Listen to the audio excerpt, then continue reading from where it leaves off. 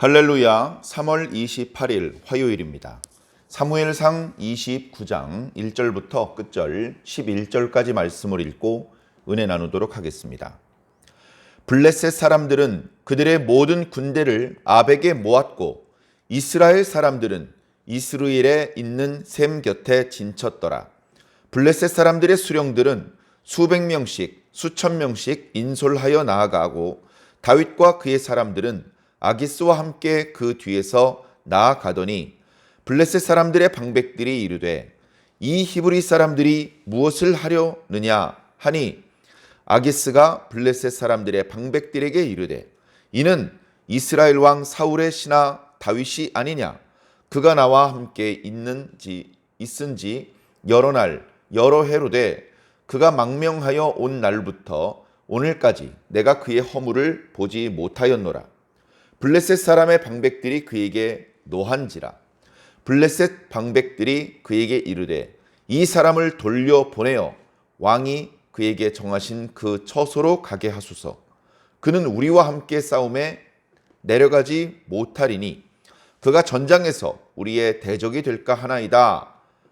그가 무엇으로 그 주와 다시 화합하리이까? 이 사람들의 머리로 하지 아니하겠나이까?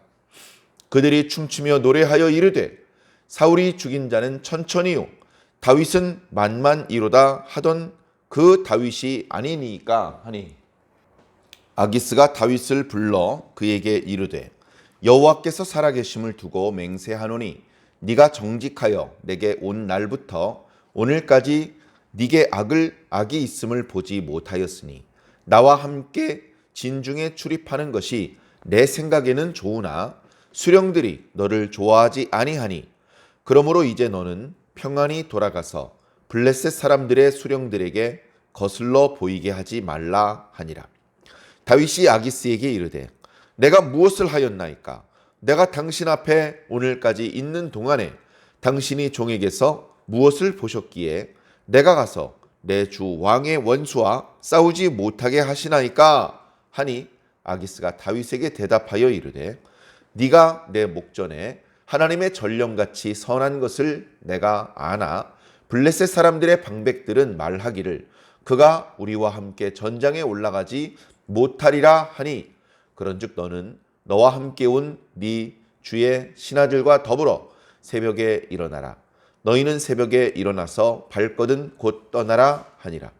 이에 다윗이 자기 사람들과 더불어 아침에 일찍이 일어나서 떠나 블레셋 사람들의 땅으로 돌아가고 블레셋 사람들은 이스라엘로 올라가니라. 아멘. 앞선 28장에 블레셋과 이스라엘이 이제 대치하는 그런 모습이 있었습니다. 이스라엘 백성들은 길보아 산에 대치하고 있었고 블레셋 사람들은 수넴까지 올라와서 이스라엘 중부지방까지 해안을 거쳐서 올라와서 거기서 이제 이스라엘과 블레셋이 대치를 하는 그런 장면이 나왔죠. 실제 그 자리에서 전투가 벌어집니다. 근데 오늘 말씀은 28장보다 뒷부분에 29장에 나타나고는 있지만 오늘 이스라엘 백성과 블레셋 사람들이 진친 곳을 보니 블레셋 사람들은 아벡에 또 이스라엘 사람들은 이스라엘 셈 곁에서 진을 쳤더라. 이렇게 이제 기록하고 있는데 이것은 이제 28장에 기록된 말씀보다 훨씬 남쪽 지방입니다. 다시 말해 28장에 있는 내용보다 훨씬 전에 있었던 일이라는 뜻입니다. 그래서 28장에 사울이 큰 두려움을 느끼고 신접한 여인을 찾는 그런 어리석은 결정을 하는 모습, 그리고 결국은 사무엘의 영이라는 형태로 하나님의 말씀을 듣는, 그리고 그 결과 자신이 하나님과 소통할 수 없게 된 것이 결국 자신의 불순종 때문이며 이번 전투는 그동안의 전투와 달리 하나님의 도움을 입지 못하고 이스라엘이 패한다. 많은 이스라엘 사람들이 죽는다. 그리고 사울과 사울의 세 아들도 죽는다는 참담한 말씀을 듣게 되는 그 이야기가 먼저 나오고, 그리고 오늘 뒤에 시간적으로는 훨씬 앞에 일어난 일이겠지만 오늘 29장 말씀이 나타나고 있습니다. 28장과 29장 두 가지는 지난 시간 그리고 지지난 시간에 말씀드렸던 것과 마찬가지로 다윗과 사울 두 사람 모두에게 찾아온 위기의 이야기입니다. 큰 위기가 찾아왔습니다. 두려워할 수밖에 없고 근심할 수밖에 없는 위기가 찾아온 것이죠. 그 위기, 다시 말해 사울은 이스라엘의 왕으로서 블레셋이 총공세를 해오고 있기 때문에 그들을 막아야 되는데 막는 것이 쉽지 않고 그 과정에서 많은 병사들이 죽임을 당하고 많은 이스라엘 사람들이 죽임을 당하고 약탈을 당하고 나라가 멸망할 수도 있는 절체절명의 위기의 상황에 있고 그 상황에 심지어 하나님께서 당신의 뜻을 보여주지 않고 있습니다. 적들의 많음을 보고 두려움을 집어먹는 상황입니다. 다윗은 다윗대로 또 다른 측면의 고민이 있었으니 지금 벌써 1년 4개월째 블레셋 사람의 땅에 피신해 와서 형식적으로는 블레셋 사람 앞에 충성을 다하고 있습니다. 그런 태도를 취하지 않는다면 의심을 살 것이고 블레셋 사람들의 공격을 받게 되면 사울을 피하여 목숨을 지키려 왔는데 블레셋 땅에서 허망한 죽음을 맞이할 수도 있기 때문에 지혜롭게 신중하게 1년 4개월 동안 지냈습니다. 결코 이스라엘의 이익에 반하는 그런 행동은 한 적이 없습니다.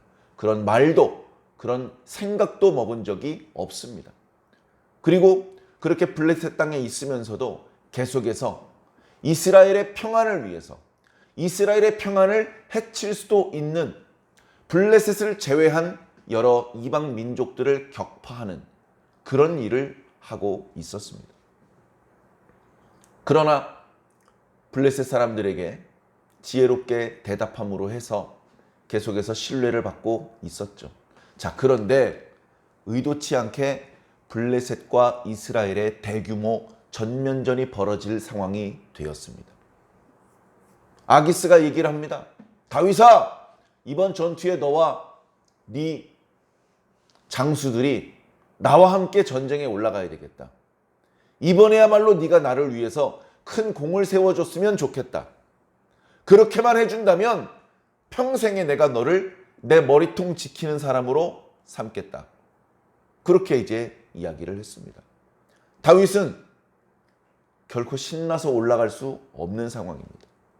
다윗이 목숨을 부지하는 이유는 이스라엘 백성들의 생명을 보존하기 위한 것인데 다윗이 뛰어 올라가서 자신이 사랑하는 그리고 하나님께 부탁받은 그 이스라엘 백성들을 자기 손으로 죽인다는 것은 있을 수 없는 일이기 때문에 그렇습니다.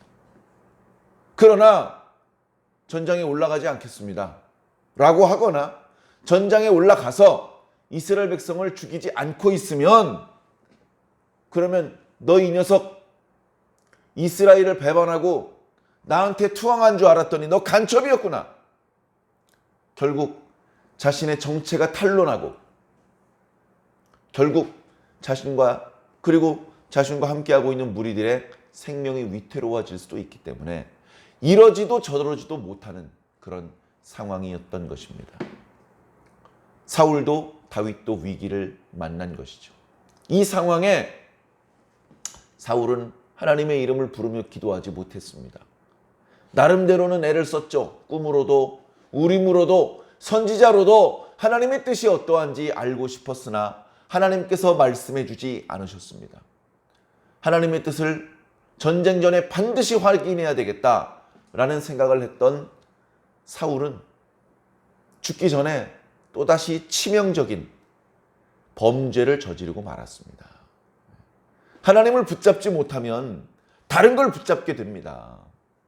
절대 잡아서는 안 되는 걸. 그동안 그거 안 잡고 잘 지냈었는데 마지막에 절대 잡으면 안 되는 것을 잡는 것입니다. 그걸 잡아서 결국 비참한 최후를 앞당기게 되는 것이죠. 결국 무당을 찾아갑니다. 결국 자신이 패전하고 자신과 자기 아들들이 전사할 것이라는 말씀을 듣게 되는 것이죠. 그리고 그 말씀대로 돼버립니다. 위기를 만났던 사울은 결국 어리석은 결정을 거듭하다가 비참한 최후를 맞이하게 됩니다. 반면 다윗은 사울과는 다른 걱정이 있었고 근심이 있었죠. 사울은 성경에는 표현되고 있지 않습니다만 평소에 늘 그랬던 것처럼 사울은 마음으로 기도했을 것입니다. 눈 감고 여호와의 이름을 부르면서 하나님, 블레셋 편에 서서 싸워야 될 입장인데 어떻게 하면 좋을까요? 이렇게 아기스가 들리는 데서 기도하지 않았겠죠. 조용히 눈을 뜬 채 마음과 정신을 하나님께 집중하고 하나님께 기도했을 것입니다. 주여 도와주시옵소서. 어찌하면 좋습니까? 이 600명을 지키기 위해서는 전쟁에 참가해야 되는데 내 동족 이스라엘을 다치게 하고 싶지 않습니다. 어떻게 하면 이 위기에서 빠져나갈 수 있겠습니까? 그래, 28장 뒷부분에는 기도하지 않았던, 끝까지 하나님만을 붙잡았어야 되는데 그렇게 하지 않았던 사울이 비참한 최후를 맞게 된다는 말씀을 듣는 그런 이야기가 나오고, 오늘 29장에는 그렇게 마음속으로 기도했던 다윗이 어떻게 그 위기에서 빠져나오는지에 대한 말씀이 나타나고 있습니다. 전쟁 준비를 합니다. 블레셋의 각 성읍에서 가장 큰 성읍 5성읍의 방백들의 지령을 받아서 병사들을 인솔해서 모입니다. 여봐라! 우리 블레셋의 아들들이여, 모여라! 우리를 무시하고 우리를 공격해오는 저 이스라엘을 이번에야말로 꺾을 기회가 왔도다. 각 성읍의 성주들은 병사들을 인솔해서 모이도록 해라. 더러는 수백 명씩, 더러는 수천 명씩 인솔해서 아벡에 모입니다. 그러고 보니 전에도 이런 식으로 모였던 거예요. 전에도. 그래, 모인 숫자가 병거가 1만 승이고 보병은 수를 헤아릴 수가 없고 기병이 3만이고 어마어마하게 많은 블레셋 용사들이 집결하고 있는 것입니다. 5 방백의 수장격이었던 가드왕 아기스, 그는 의기양양하게 다윗의 용사 600명을 거느리고 지금 전장에 집결해 있는 상태입니다. 이야, 이 다윗의 용사 600명은 블레셋 용사 6,000명과 맞먹어 이번 전쟁에서 내가 가장 큰 전공을 세울 거야. 다른 성에 있는 방백들이 역시 형님이십니다. 꾸벅 머리를 숙이겠지? 이런 생각을 하고 있었는지 모릅니다. 다윗은 걱정이 많았죠. 아기스의 뒤를 따라가면서 마음속으로 계속 기도하고 있었을 것입니다.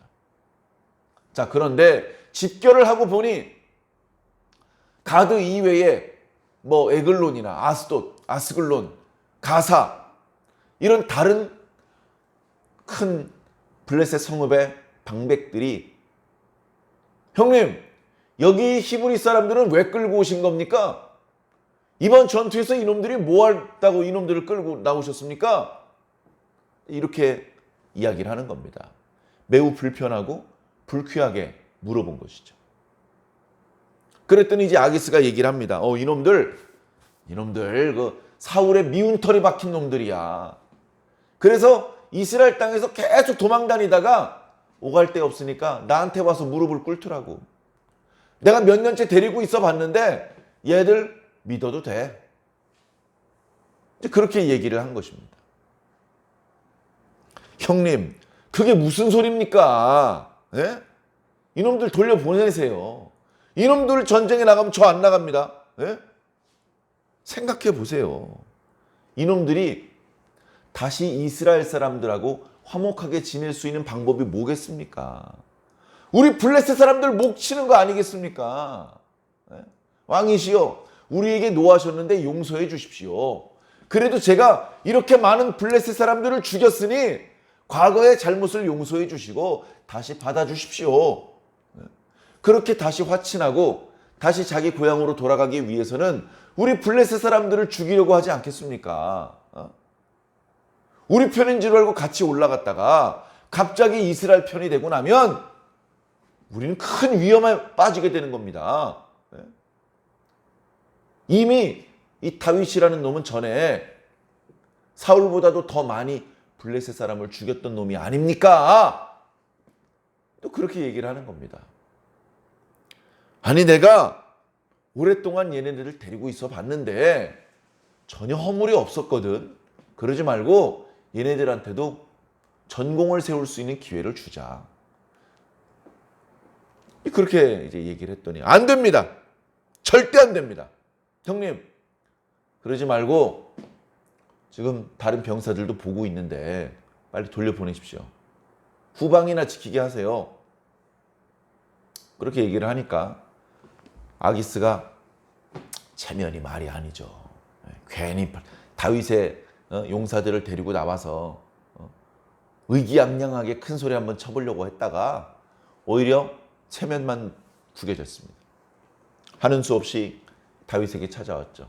다윗아, 아무래도 너희들이 우리랑 같이 싸우는 것을 다른 방백들이 원하지 않으니 돌아가라. 돌아가라. 다윗은 속으로 할렐루야를 외쳤을 겁니다. 하나님 감사합니다. 하나님 감사합니다. 역시 살아계시군요. 역시 제 기도를 듣고 계셨군요. 정말 감사합니다. 원하지 않는 전투에 참여해서 동족들을 죽이는 일에 가담하고 싶지 않았습니다. 그러나 그렇다고 자신을 벌써 10년째 믿고 따라주고 있는 이 600명의 용사들을 외면하고 싶지도 않았는데 하나님께서 이렇게 저를 위기에서 건져주시는군요.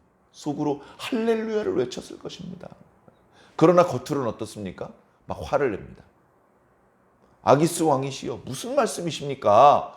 제가 이번에야말로 왕에 대한 나의 충심을 보여드릴 수 있는 기회인데 왕의 원수들과 싸울 수 있는 기회인데 이번 전투에서 크게 승리해서 저와 함께한 600명도 전리품을 짭짤하게 챙길 수 있는 기회인데 아니 제가 도대체 뭘 잘못했기에 이런 좋은 기회에 참여하지 못하게 하십니까? 이미 블레셋 5 방백들끼리 대화를 나누면서 다윗의 무리들을 전쟁에서 빼기로 결정을 내린 걸 이미 알고 큰 소리 한번 쳐보는 것이죠. 아닙니다. 저 전투에 참여하겠습니다. 자신이 아기스에게 절대적으로 충성을 다한다는 사인을 신나게 보여줍니다. 그래도 이제 전쟁에 참여 안 하는 것이 결정이 됐기 때문에. 아기스가 다윗아 나는 너를 믿지. 다른 방백들이 못 믿는다고 하니 그들이 너를 믿을 수 있도록 네가 좀 기다려줘라. 시간이 지나면 너를 믿어줄 것이다. 내일 날이 밝는 대로 본거지로 돌아가서 나 대신 후방을 좀 지켜다오. 그렇게 이야기가 된 것이죠. 그래서 다음날 새벽에 블레셋 군대는 이제 이스라엘 사람들과 전투를 하는 곳으로 아벡에 모여서 전열을 가다듬고 숫자도 헤아리고 그리고 지휘체계도 정리하고 그리고서 더 올라가서 수넴이라는 곳까지 올라가서 거기서 이제 이스라엘과 대치를 하는 그런 곳으로 올라갔고 다윗은 할렐루야를 외치면서 다시 시글락으로 돌아갔을 것입니다.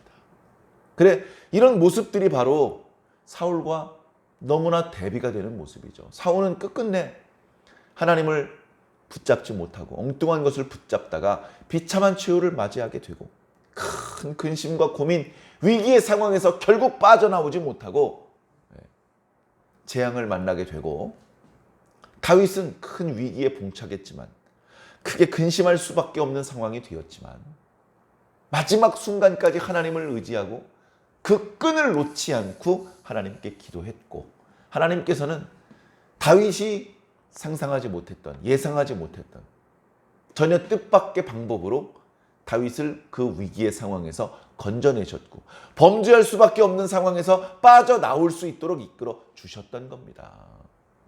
오늘 저와 여러분들도 마찬가지입니다. 하나님께 기도하십시오. 하나님을 놓치면 안 됩니다. 하나님을 놓치면 안 됩니다. 한순간도 중단 없이, 공백 없이 하나님과 연결되어 살아야 됩니다. 그 하나님께서 우리를 보고 계십니다. 우리의 기도를 듣고 계십니다. 우리의 마음과 생각을 보고 계십니다. 우리가 그 하나님을 믿고 사랑하고 날마다 그분에게 여쭈어 보고 그분의 말씀을 순종하는 삶을 살면 하나님께서 우리를 버리실 수가 있겠습니까? 하나님께서도 우리를 사랑하시고 우리를 구원해 주기 원하시고 우리에게 복 주기를 원하시는 분인데, 그래서 지금 우리를 그렇게 바라보고 계신데 하나님께서 우리의 기도를 외면하시고 우리가 함정에 빠져서 죽게 바라만 보고 계시겠습니까? 절대 가만히 계시지 않습니다. 반드시 우리 기도에 응답을 주십니다. 반드시. 그래서 결국 우리가 범죄하지 않을 수 있도록, 우리가 화를 당하지 않을 수 있도록 우리를 건져내 주시는 겁니다. 피할 길을 열어주시는 것입니다. 빠져나올 수 있게 해주시는 것입니다. 저는 성경을 읽다가 요한계시록 18장 말씀에 하나님께서 당신의 백성을 향하여 외치는 목소리가 정말 감동적입니다. 큰 성 바벨론이 멸망합니다. 무너집니다. 그 바벨론이라고 하는 그 도성에, 죄악이 가득한 도성에 하나님의 백성들이 있어요. 바벨론이 무너지면 하나님의 백성들과 같이 죽잖아요. 그러니까 그 성을 무너뜨리기 직전에 하나님께서 소리를 지르십니다. 내 백성아 나와라! 거기서 저 죄인들과 함께 죽지 말고 나와라! 노아에게 내 백성들아 저 죄인들과 함께 물에 빠져 죽지 말고 방주 짓고 살도록 해라. 롯아, 소돔과 고모라가 불로 멸망하는 동안에 함께 멸망하지 말고 나와라. 하나님께서 그동안 계속해서 그렇게 당신의 백성들을 향해서 당신이 세상을 향하여 쏟으시는 그 진노를 당하지 않도록 부르셨고 건지셨습니다. 우린 바로 그 부름을 들어야 되는 겁니다. 하나님께서 피할 길 여시는 것을 잘 감지하고 그리로 나가야 되는 겁니다.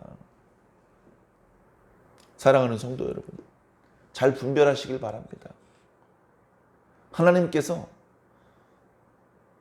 좀 속된 말로 아리까리하게 말씀하시지 않고 선명하게 말씀하실 때까지 계속 하나님께 여쭈어 보시기 바랍니다. 이제 그걸로는 그만 기도해도 돼 라고 말씀하실 때까지는 계속 기도해야 되는 겁니다. 오늘 다윗이 범죄할 수밖에 없는 진퇴왕 그 양난에 그 빠져 있는 동안에 계속해서 기도하면서 결국 하나님의 도와주시는 은혜를 입고 그 위기에서 빠져나왔듯이 오늘 저와 여러분도 얼마나 고민스러운 일이 많이 있습니까? 계속 고민만 하고 있으면요 결국 재앙을 뒤집어쓰고 끝납니다. 아무것도 하지 않으면요 아무 일도 일어나지 않습니다. 우리는 기도하는 것부터 시작해야 됩니다. 기도하고 계속해서 하나님의 응답을 받아야 됩니다. 그리고 하나님의 말씀에 따라 신속하게 민첩하게 움직여야 됩니다. 움직이면서 계속 기도해야 됩니다. 움직이면서 하나님 말씀하신 대로 동쪽으로 3km 왔습니다. 어떡할까요? 이제부터는 북쪽으로 2km 올라가라. 예, 북쪽으로 2km 올라갔습니다. 어떡할까요? 다시 남쪽으로 5km 내려가라. 순종해야 됩니다. 처음부터 끝까지 어떤 길로 가야 되는지 다 말씀해 주시지 않습니다. 저 무퉁이를 돌면 뭐가 나올지 우리는 몰라요. 일단 순종하고 거기까지 가보는 겁니다. 거기서 말씀해 주시면 그때 또 순종하면 그러면 살 수 있는 것입니다. 사랑하는 성도 여러분, 어쩌면 세상은 너무 고요하고 아무 일도 없었던 것 같습니다. 그러나 소리 없는 영적 전쟁이 살벌하게 지금 진행되고 있습니다. 깨어있지 않으면 언제 죽었는지도 모르게 죽습니다. 성도들이 1000명이 예배드리고 있다가 900명이 떨어지고 100명만 모여서 예배를 드리고 있다고 생각해 보십시오. 그 900명은 어디 간 겁니까? 집에서 영상으로 예배 드리고 있는 겁니까? 그런 분도 몇 분은 있겠죠. 훨씬 더 많은 사람들이 영적 전쟁에서 죽은 겁니다. 죽고 사는 문제입니다. 심각한 문제입니다. 어찌어찌 몇 사람 건져내서 다시 예배당에 앉혀놓는다고 옛날로 돌아갈 수는 없습니다. 엄청나게 병이 들어서 엄청나게 타격을 입어서 더 이상 기도하지도 더 이상 충성하지도 못하는 그런 모습이 되고 맙니다. 이 영적 전쟁에서 전사하지 마시고 자기 혼자만의 힘으로 어찌 해보려다가 망가지지 마시고 하나님을 의지하시기 바랍니다. 주님의 이름을 날마다 부르시기를 바랍니다. 주님께서 도와주셔야 살 수 있습니다. 주님께서 인도해 주셔야 피할 수 있습니다. 오늘 하루도 그렇게 우리가 그동안 기도의 씨를 뿌렸던 것을 거둘 수 있는 그런 행복한 하루가 되시기를 예수님 이름으로 간절히 축원합니다. 아멘.